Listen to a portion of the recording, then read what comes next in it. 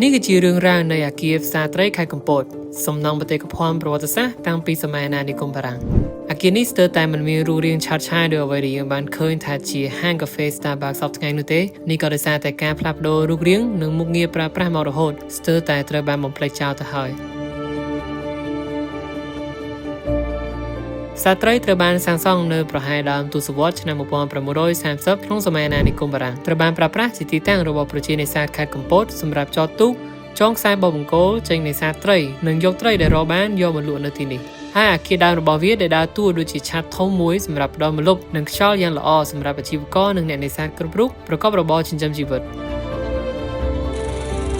នៅសម័យសង្គមរាស្ត្រនិយមទសវត្សរ៍ឆ្នាំ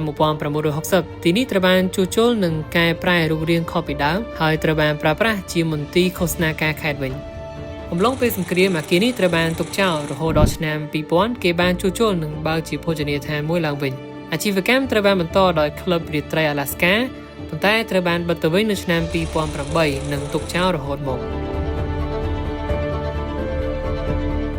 តែសម្រាប់អ្នកអាគារនេះដែលជាសំណង់បេតិកភណ្ឌដ៏មានតម្លៃនៃស្ថាបត្យកម្ម Art Deco មិនសុខចិត្តត្រូវបានគេទុកចោលបែបនេះឡើយ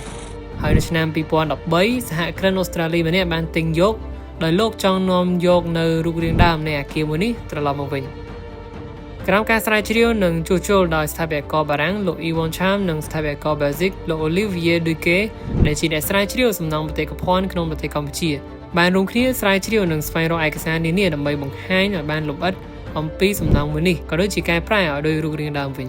អ្វីត្បិតតែមិនមាននៅសល់ប្លង់ដើមនៃអាគារផ្សារត្រីដំបងប៉ុន្តែគ្រឹះធ្នឹមនិងសសរមិនត្រូវបានគេវាចោលឡើយគឺគេគ្រាន់តែសាងសង់ពីលើប៉ុណ្ណោះហើយបូកសំជាមួយនឹងការចម្លងចំណុចលម្អិតពីអាគារឃ្លាំងម្រេចមួយនៅខេត្តកំពតដែលមានរូបរាងស្ទើរដូចគ្នាដោយស្ថាបត្យករលោកជឿថាតាំងសង់នៅក្នុងអំឡុងពេលជាមួយគ្នាដោយរចនាបថដូចគ្នា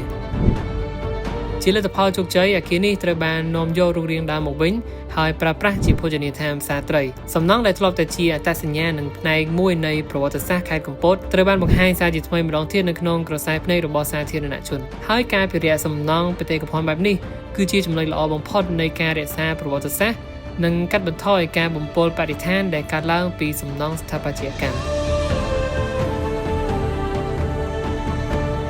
បច្ចុប្បន្នទីនេះគឺជាហាងកាហ្វេ Starbucks ខេត្តកំពតស្ថិតនៅតាមដងព្រែកកំចាយជាអគារដែលផ្ដល់ទេសភាពលំហូរខ្យល់និងពន្លឺព្រះអាទិត្យចូលបានយ៉ាងល្អអ្នកដែលទៅលេងខេត្តកំពតតែងតែឈប់នៅទីនេះដើម្បីទិញកាហ្វេក៏ដូចជាបានទស្សនាគយគន់នៅទេសភាពមាត់ព្រែកខេត្តកំពត